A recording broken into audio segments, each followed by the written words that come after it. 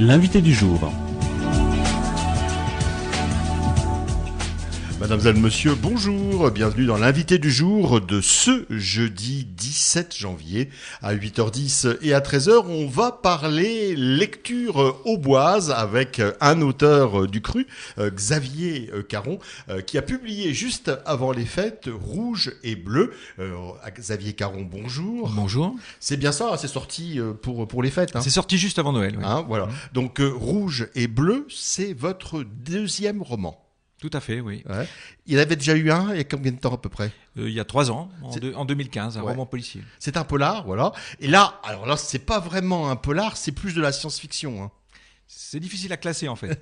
C'est un peu science-fiction, un peu aussi roman policier, d'espionnage peut-être un peu. Ouais. Pour ceux qui vous connaissent un petit peu, vous êtes médecin généraliste. Et alors, le premier chapitre, quand j'ai commencé à le lire, on avait l'impression que c'était un récit autobiographique. Oui, effectivement. Comme je suis médecin généraliste à Troyes depuis très longtemps, je suis inspiré de ma propre expérience. Ouais. Il m'a semblé d'ailleurs reconnaître un EHPAD oui. de l'agglomération troyenne où l'action commence. Oui, tout à fait. Hein, alors, on va pas tout dévoiler, mais on va quand même expliquer Rouge et Bleu. D'après ce que j'ai compris, il y a la planète rouge et la planète bleue. Voilà, il y a 2 histoires parallèles en fait. Une histoire qui se passe sur une planète bleue qui est la Terre et une histoire qui se passe sur une planète rouge. Qui pourrait être Mars. Qui pourrait être Mars. Voilà. Hein, et que les habitants appellent la Guède, mais qui pourrait être Mars. Voilà.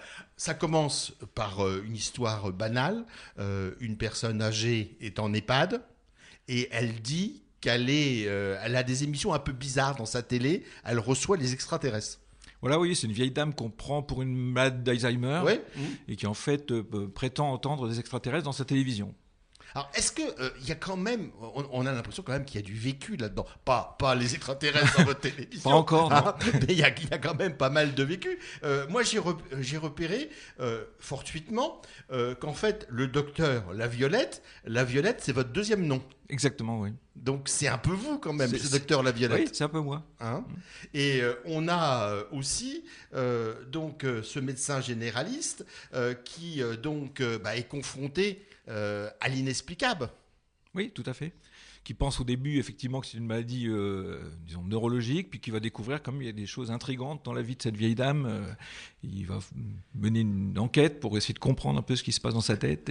La particularité de ce roman, c'est comme vous le disiez tout à l'heure, c'est un roman, 2 romans en un quasiment. Oui, peut-être même 3, puisqu'il y a l'histoire de la vieille dame depuis sa jeunesse jusqu'à sa maison de retraite, et puis l'histoire de sa famille, et puis aussi donc l'histoire sur la planète rouge. Ouais. On le disait tout à l'heure, vous êtes médecin généraliste, un livre de plus de 400 pages. Quand trouvez-vous le temps pour écrire ? Alors c'est un livre que j'ai écrit il y a déjà très longtemps, puisque j'ai commencé à l'écrire en 2003, je l'ai mis dans un placard et ressorti il y a quelques années, donc j'écris, je prends mon temps, je suis pas pressé, je ne vis pas de mes livres, donc je prends le temps qu'il faut, et voilà, j'écris le soir, là, j'ai les idées la nuit, j'écris entre 2 visites. Voilà. Vous en avez beaucoup dans les placards comme ça ?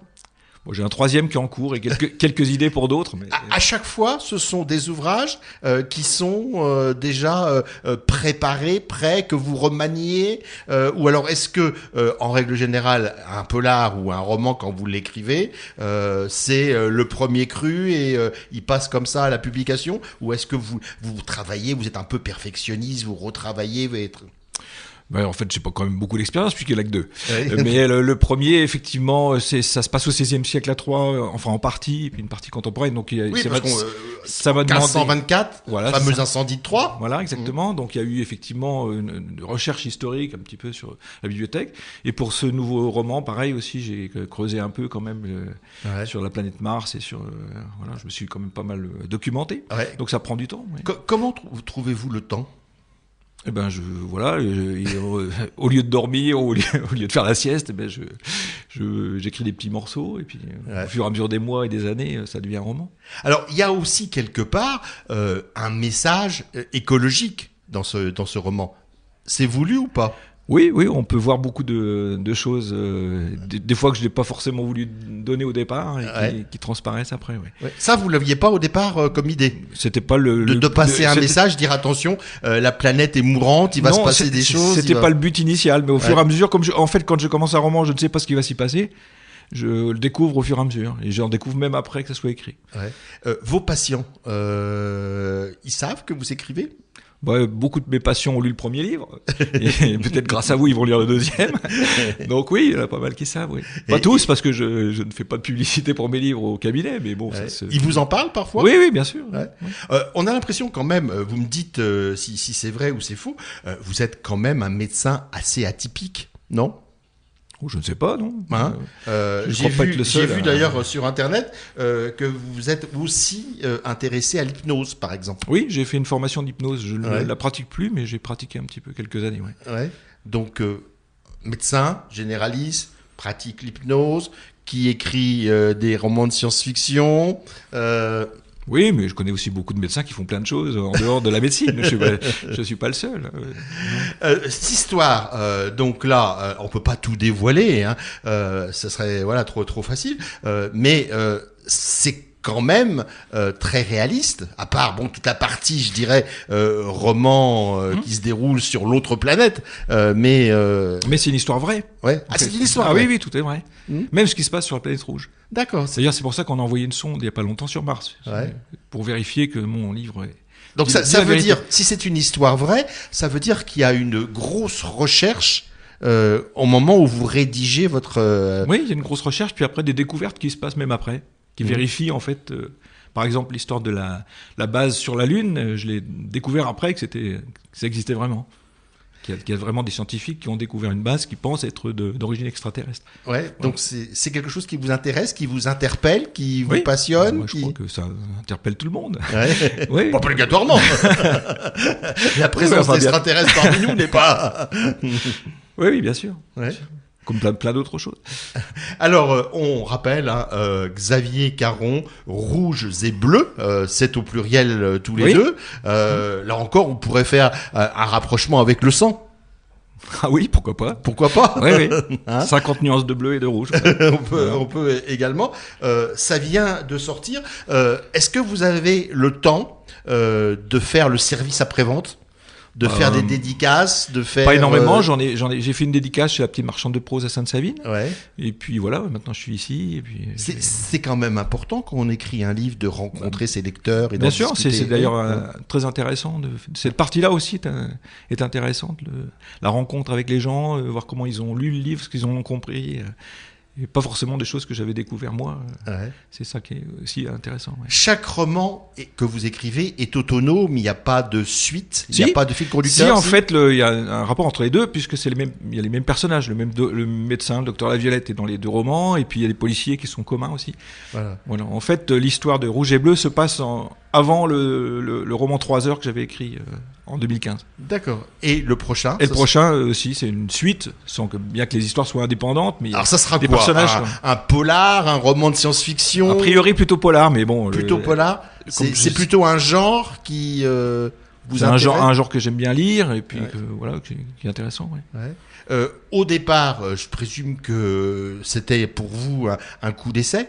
Que c'est pas vraiment une volonté de devenir... Non, justement, c'est pour ça que je les ai écrits il y a longtemps sans penser un jour les publier, en fait. Et puis après, je me suis dit, finalement, pourquoi pas. On va donc attendre avec impatience le tome 3 prévu, sorti prévu j'en suis pas encore là, non. Il faut déjà que je l'écrive. Ah, il n'est pas encore écrit. Il est commencé, voilà. Donc, et il y a des réécritures à refaire, et ça se modifie, puisqu'en fait, quand j'écris, je ne sais pas ce qui se passe. Au fur et à mesure, après, il faut recommencer l'écriture plusieurs fois avant qu'il soit... On peut le trouver dans toutes les bonnes librairies. Alors, Rouge et Bleu, on peut le trouver dans toutes les bonnes librairies. Toutes les libraires peuvent le commander. Je sais qu'il est à la petite marchande de prose à Sainte-Savine. Elle l'a en stock. Et puis, sur toutes les plateformes habituelles. L'éditeur, le livre et la plume, vous l'avez rencontré comment? Alors, c'est un éditeur qu'on peut rencontrer par Internet, en fait. Et avec qui j'ai fait un travail pendant 6 mois à peu près sur les corrections du style et d'orthographe et tout ça. C'était C'est passionnant d'ailleurs. C'est frustrant ça, non, quand on est auteur? Non, c'est très intéressant, au contraire, parce qu'il y a un premier retour avec l'éditeur, et puis c'est un travail important, parce qu'on se rend pas forcément compte des répétitions, des fautes qu'on laisse quand même passer. Ouais. Non, dans les prochains mois, il est prévu d'autres rencontres, d'autres séances de dédicaces. Je vais essayer d'organiser ça. Ouais. Et c'est donc un livre que l'on peut donc se procurer et sur internet et dans il vaut mieux aller dans les librairies, c'est quand même toutes les bonnes librairies, absolument. Voilà. Docteur Xavier Caron, Rouges et Bleus, aux éditions La Lune et la Plume. Le livre et la plume. La livre et la plume. Merci à vous, très bonne journée, au revoir. Merci. L'invité du jour.